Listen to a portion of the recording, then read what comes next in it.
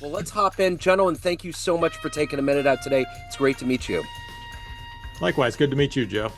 So, speaking of, we talked about before we got on, we were talking about a baseball game in front of no one in an empty stadium.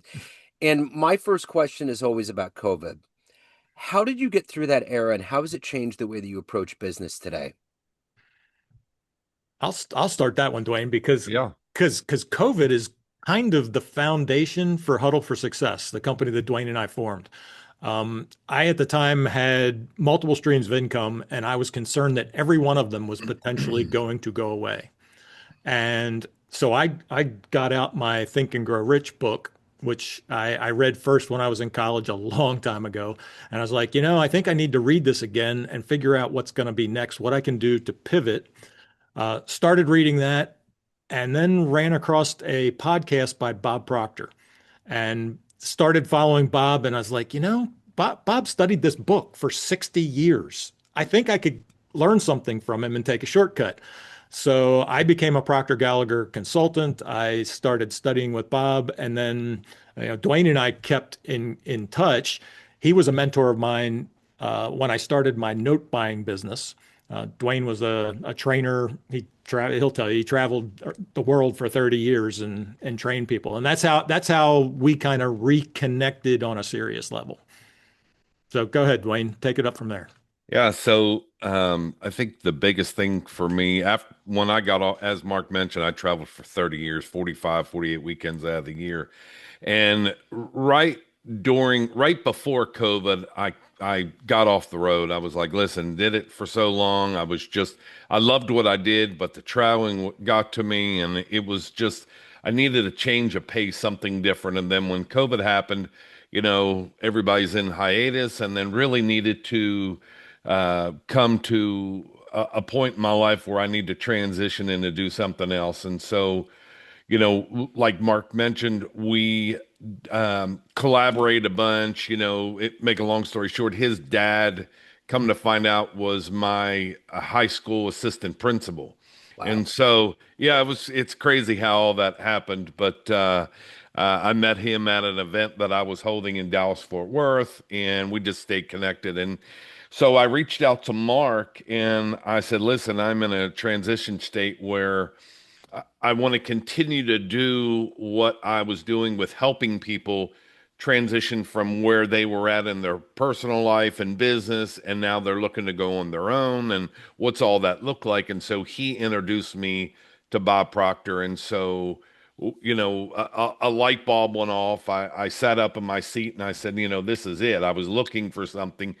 And how can I take our 70 years of combined experience and put it together along with the foundation of thinking into results for our training platform? And so that's what we've done. So we've taken and compiled all the information and things that we've done over the years that has created great success for us and also hurdles that we had to overcome, and then being able to marry both of those and now create Huddle for Success and into a platform to where we work with professionals, men and women, anywhere from 40 to 68, 70 years of age. And that's really the sweet spot that people are looking for transition or, walking away from corporate America. I don't want to retire yet. I want to do something different, but I want it on my terms. What's that look like? And they just don't really have the foundation on what that looks like for them. And so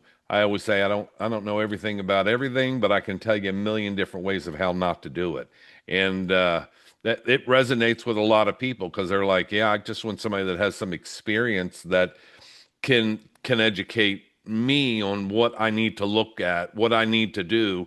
And then so it's not only about mindset, but it's also about personal development in finances and how you can educate your kids better and how you can create Coverdell accounts and being able to invest in IRAs. So, we have those connections not only in real estate investing, but note buying, securitized by real estate and IRA specialist. And, so we have a wide range of where we're able to call it the one-stop shop of not only focusing on your mind for personal and business development, but also in financial growth.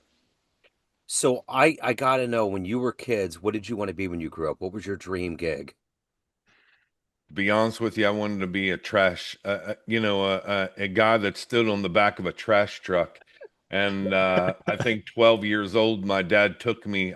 Grew up in Maryland, and it was a hot August day, and we drove out to the dump, and it was bad. It was smelt so bad. And he looked at me and he said, "You still want to be a garbage, you know, trash truck driver?" Or, I don't remember what he said, but and I'm like, "No, I need to think of something different." And so at that point, then it changed. Yeah.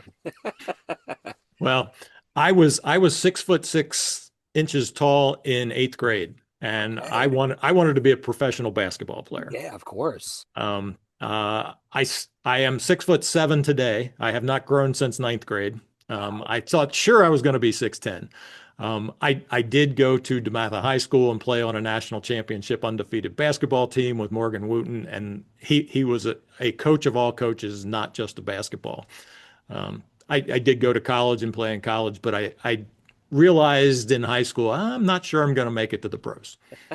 There was a kid in high school now that I saw recently that, and all everybody's getting taller and taller. This kid, I think, can literally like almost reach up and touch the rim. Like he's like some astonishing like 7'3", seven, like Victor from San Antonio, like that kind of tall. Yeah. It's Yeah, crazy, yeah. you It's know. all in the chicken breast. It's That's all what in I'm the chicken saying. breast. That's Too right. many chicken wings. I tell you, I was telling a buddy of mine the other day. He's like, "What are you fixing for dinner?" Because I love to cook. I said, "I'm making some chicken breast, blah blah blah." And I said, "I can't even eat it all." And he goes, "Right?"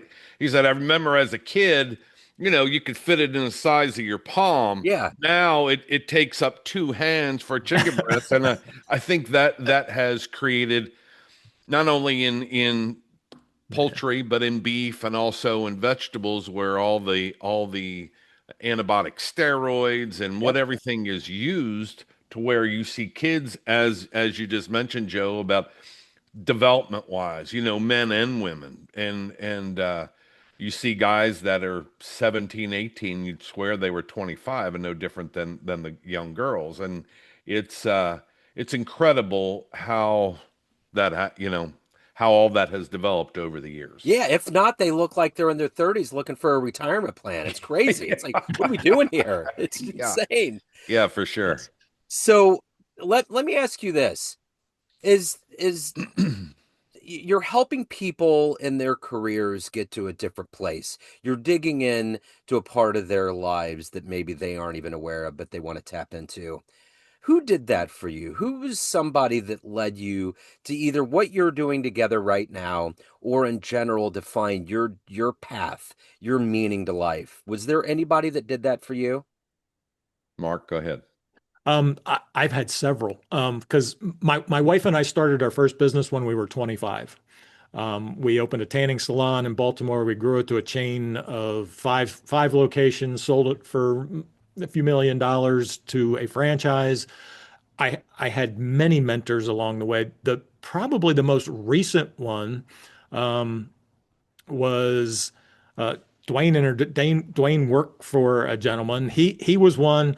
Laurel Langmeyer she was the number one salesperson for Robert Kiyosaki. Um, she she actually kind of woke me up after I had sold a company. I didn't know what I wanted to do, and I couldn't get clear. There were so many options. I could do real estate, I could do multifamily, I could do another franchise, and she finally just said, "Look, just pick one and get back in the game. Don't yeah." And she mentored with Bob Proctor as well. So while I have never actually met Bob, I feel like I know him because I've worked with his partner Sandy Gallagher, and I've studied so much of what he does. He's my current mentor. I think I mentioned before, Morgan Wooten, Hall of Fame basketball coach in high school, was probably my first. Yeah. But and he said he told all of his players, he's like, here's the order of priorities I expect you to have. God first, family second, school third, and then comes basketball. Yeah. Because eventually they're going to take the ball away from you and you're going to have to do something else. And you better keep your priorities straight. Amazing. Yeah. How about you, Duane? Good. I would have to say at a young age, my dad. My dad was an accountant for Coca-Cola Company, and I remember at 17 years of age, I came home. He was sitting on the couch, and he was emotionally upset. And he always instilled in my head and my sister's head of go work for a company, 30 years, 40 hours a week, everything will be okay. And I realized at a young age that everything wasn't okay. So now what's he and my mom gonna do? What was that all that what did that look like? And I had a sister 11 years to my senior, and she already had, been out of the nest, and she moved on with her life and lived in Southwest Florida. So my dad and my mom, left, and he was with Coca-Cola for 20 plus years, and so I wanted to base my life around my dad. He was my best friend. He was the someone that I really looked up to. You know, when I got married, he was the best man at my wedding. So, I mean, we were very close. But at a young age, I realized I did not want somebody to dictate what I was worth and tell me when I was done. And so even though he wasn't a coach and I didn't learn that side from him, because when I started doing real estate investing at a young age, oh, you don't want to do that. That's risky, and it was always, well, just because Dwayne owns a piece of property right now doesn't mean that everything's going to go sideways, So it was that mindset. I came along late in life for my mom and dad. They're quite a bit older. My dad passed away 5 years ago. My mom lives with me. She has Alzheimer's, dementia, and sundowner, so I see to her. And she's 90 years old, and it came initially of, even though that he didn't teach me that side of how to be an entrepreneur, I knew that I wanted to be, because like I mentioned, I did not want someone to tell me what I was worth or what I could or couldn't do. And I think that gave me a great foundation. And fast forwarding about 8 years ago, he was here in my office up in North Carolina. They were visiting before they moved up, and I was, consulting with a client, and I got off the phone, and he was like, you know what, I never really listened to what you did, because I traveled so much. And he had tears, and I said, what's the matter? And he goes, I'm just so amazed of what I couldn't teach you and how you learned on your own. And I said, but this had all to do with you. Yeah. It had all to do with you, because as much as I wanted to be like you, follow you in your footsteps of what you taught me as a child, I realized that I couldn't go down that same rabbit trail, and I couldn't go that way. Not that I didn't believe you, but I saw at a young life of, just think if I would have worked for corporate America for 30 years, they let me go, and I didn't plan, I didn't know, I didn't do, and I was based all of this of what you taught me. And I said, so really it was a blessing that I learned that at a young age. And so I've never had to punch a clock. My first job living in Maryland, I worked for a crab house, and so I was 16 years of age and steaming crabs, and I thought that was the ultimate job at $4.50 an hour. And so I realized that I needed to do something different, and so I went to a trade school right out of during high school. Became a mason by trade because I wanted to have my own construction company. Moved to Florida after I graduated high school, and got into real estate investing, and then it just catapulted from there. I got a book, and a guy that wrote it said, "Hey, you can go make a bunch of money in real estate by buying it on credit cards, and just go do the business." I met the gentleman that wrote the book and went to work for him for 16 years, traveling all around the country, educating people of how they can buy real estate, wholesale buying, just every facet of real estate. And so it just evolved. And I'm blessed that my dad taught me a lot of those lessons at a young age.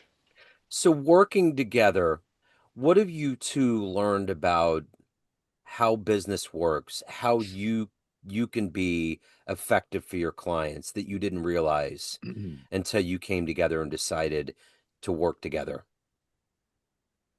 I think one of the things we noticed is while we both grew up in Baltimore, we've got a lot of we both love sports. We relate to sports really well. We've been our own boss. We've well, I have punched a clock a few times, but in general, since I was 25, I haven't. And what we have found that while we're very similar, we have different approaches to things. So we can bring, I bring more of a retail business owner type mentality to it. Dwayne's more of the coach and the consultant. He brings a lot to the table when he can sit and recognize somebody's strengths and weaknesses and ask the right questions. I mean, he's asked me the right questions so many times, as I think he might even say I've asked him a couple questions that were Sure. the right questions at times. Yeah. So, I'm sorry. Go ahead, Mark. yeah, I was gonna say that's what we do for our clients. We ask them the right questions. Yeah. I think that with Mark alluding to, we love sports. Unfortunately, it's a sad time of year for us because football's done. We're going into basketball and spring training and baseball, but everything is a team sport, no different than business. People say, "Oh, I don't like my boss." Well, you have to look at it as that's my coach. They're educating, they're teaching you how to do your job. And so what we really do is we really stress upon collaboration and really digging into communication about where someone's at, because you wouldn't be surprised of how many people are just so unhappy of their day-to-day life that they're looking for something different. And they don't have anybody to talk to. They don't have anybody that they can relate to. Someone that has gone down a road that they've been that, what do I do about this situation? And I think that we do that well, just like what Mark said. We come from a different era of growing up, but yet very similar in things that we do.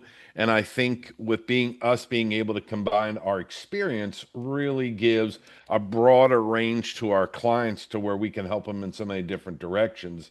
And it's just the power of collaboration and really focusing on digging into what their pain point is, what they need, what they want to change, what their vision is, and just listening to them and giving them a game plan. So we do a lot of preset.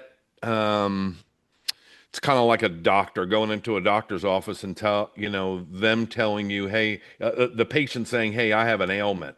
We're kind of like the doctor. Okay, what hurts? Oh, my back. Okay, does it hurt when you walk or run, sit or stoop, kneel or stand? And so we kind of dig really into the whether it be financially or personally that they're trying to change personal life or business. And we do a really good job at digging in and analyzing that and scoring that. And then each quarter, we go back and look at that scorecard and see, and they can see how they've progressed and what area needs to be worked on. And so that it just, I think it really works with us of how we do it, especially as the whole team building concept and not just one person doing the coaching. It's Mark and I as a full collaboration with our client. So I got to know, with sports fans, if you could get into a time machine and go back and see one game, Mm. where are you going? What game are you going to see?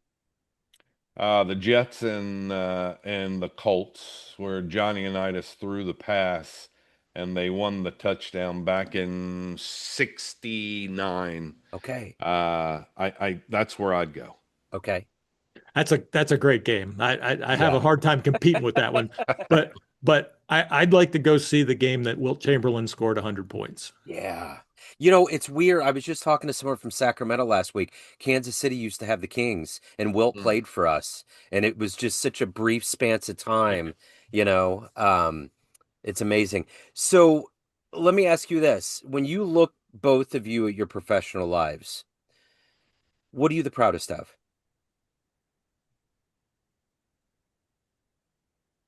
Mark?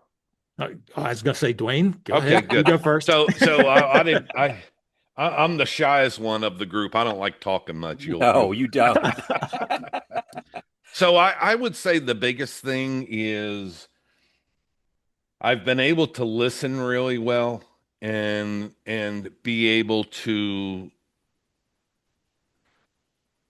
really dig down and to listen to what people's needs are. And I think, a salesman, I've always been in sales. Salesman's job is to deliver bad news. And when you can deliver the bad news and hear what your client is telling you and listen and being able to help overcome the objections, not only for the company as a sales wise, but also it as an individual, knowing that you can help them. And so both sides win. I think that's a plus. There's a lot of people that like hearing themselves talk and just being able to spew information. But information's just that. How are you able to really help somebody? And I think the power from that comes from listening, and that came from 30 years sitting across the table from someone explaining. And I've heard so many different varieties of questions and what they wanted and what they didn't want. And so I think that's the biggest thing that I took away from my profession. Um, One of the the thing that I'm most proud about is that at the age of 65, I'm still growing, I'm still learning, and I'm helping people. Oh, yeah. I look back, and when my wife and we own tanning salons. Most of them were 30 to 50 room salons. They were large. We had lots of young people that worked for us, and it was very rewarding to see them do well. And with Facebook, we can kind of see what they're doing now. We had hundreds of people work for us, and a lot of them have been very, very successful, and that makes us proud. Um, but we've done the same thing in just about every business we built. And uh, my dad was my first coach. He was a high school basketball coach, high school soccer coach, and baseball coach. Taught phys ed, and I kind of think I've finally gotten into the family business of teaching because I truly love sharing the things that I've learned. I appreciate all the coaches that I've had, and I hope that Duane and I can help our clients as much as we've been helped by our coaches. Yeah, for sure. So you've made it really easy for anyone to reach out. Huddleforsuccess.com. Is that the best location to go to? It Yes. is. Yep. Okay. All right. I will make sure to put these links in the show notes. Hey, as we embark on spring training, good luck to the Orioles. You got Alonso now. You guys got stuff going on. Man, we're excited every year about it, and unfortunately, we get disappointed. It seems like we're hot out until the All-Star break, and then all of a sudden the record starts to dive down. So hopefully, with Rip being in there this year, they brought back Rafael Palmeiro, I believe, for some of the batting coaching, and so hopefully they can dig into a lot of these guys and really have a run at it this year. And so very hopeful for that. Absolutely. As you can see, I'm a big supporter. Oh yeah. And if you're ever in Baltimore and want to go see the Kansas City Royals play the Orioles, that sounds like we'd have a fun time. Yeah, let's do it. Absolutely. It sounds wonderful. Absolutely. Gentlemen, so great to meet you. Thank you for your story. Thank you for what you're doing. I really appreciate it. Best of luck with everything. Thanks, Joe, for having us. Yeah, Thanks, Joe. absolutely. Great.